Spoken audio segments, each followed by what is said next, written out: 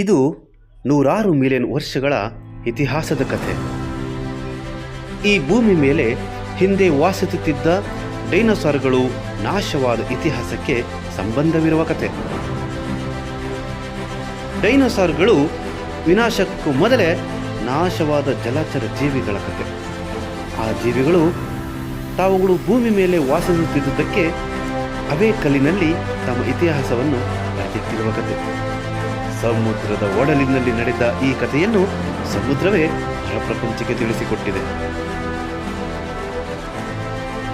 ಡೈನೋಸಾರ್ಗಳಿಗಿಂತ ಮುಂಚೆಯೇ ಈ ಭೂಮಿಯಲ್ಲಿ ವಾಸವಿದ್ದ ಜೀವಿಗಳು, ಅವುಗಳೇ ಅಮೋನಾಯ್ಡ್ಸ್.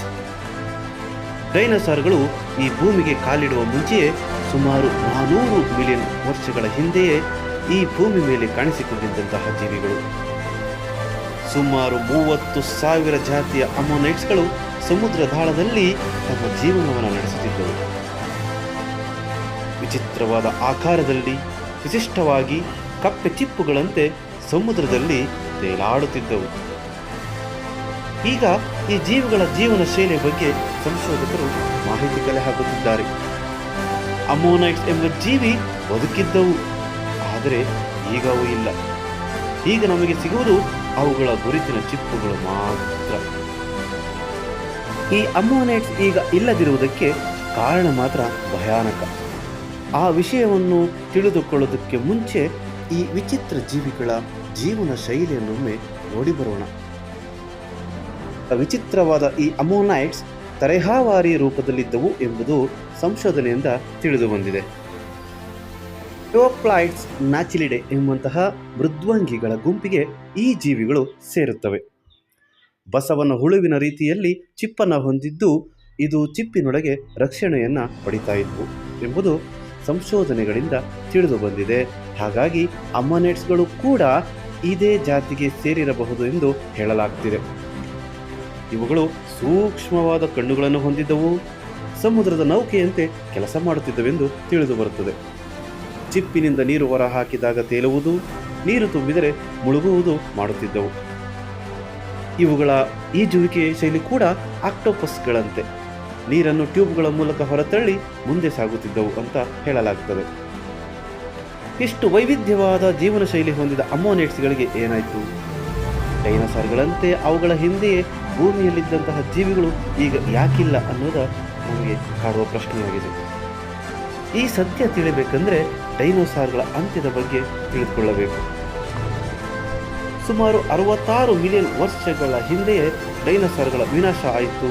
ಆಕಾಶದಿಂದ ಬಿದ್ದಂತಹ ಈ ಉಲ್ಕೆಯೇ ಮಹಾವಿನಾಶಕ್ಕೆ ಕಾರಣವಾಗಿತ್ತು ಅನ್ನೋದು ನಮ್ಮೆಲ್ಲರಿಗೂ ತಿಳಿದಿರುವ ವಿಚಾರ. ಅದೇ ರೀತಿಯಲ್ಲಿ ಈ ದುರಂತಕ್ಕೂ ಮುಂಚೆಯೇ ಭೂಮಿಗೆ ಉಲ್ಕೆ ಅಪ್ಪಳಿಸಿ ಈ ಅಮೋನೈಟ್ಸ್ಗಳ ಸಾವಿಗೆ ಕಾರಣ ಆಗಿರಬಹುದೆಂದು ವಿಜ್ಞಾನಿಗಳು ಅಂದಾಜಿಸುತ್ತಿದ್ದಾರೆ. ಉಲ್ಕೆಯ ಹೊಡೆತದಿಂದಾಗಿ ಸಮುದ್ರದಲ್ಲಿ ಅಲ್ಲೋಲ ಕಲ್ಲೋಲ ಸೃಷ್ಟಿಯಾಗಿತ್ತು. ತಿನ್ನಲು ಆಹಾರ ಸಿಗದೆ ಅಮೋನೈಟ್ಸ್ಗಳು ನರಳಿದ್ವು, ಇಡಲು ಜಾಗವಿಲ್ಲದೆ ಪರಿತಪಿಸಿದ್ವು ಅನ್ನೋದು ತಿಳಿದು ಬರುವಂತಹ ವಿಚಾರ.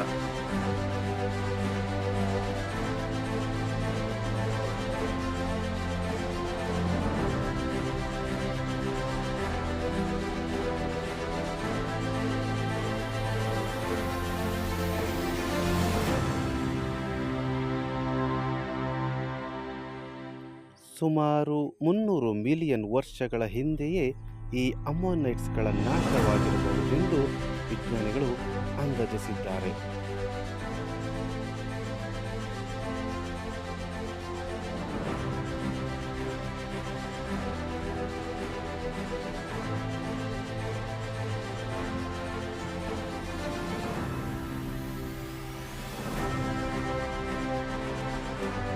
ತಮ್ಮ ಕೊನೆಯ ಕ್ಷಣದಲ್ಲಿ ಕಲ್ಲುಗಳ ಪದರುಗಳ ಮಧ್ಯದಲ್ಲಿ ಅಡವಿಕೊಂಡು ಪ್ರಾಣವನ್ನು ಕಳೆದುಕೊಂಡಂತಹ ಅಮೋನೈಟ್ಸ್ಗಳ ಪಳೆಯುಳಿಕೆಗಳು ಈಗ ನಮಗೆ ಸಮುದ್ರದಾಳದಲ್ಲಿ ಸಮುದ್ರದ ದಡದಲ್ಲಿ ಸಿಗ್ತಾ ಇವೆ.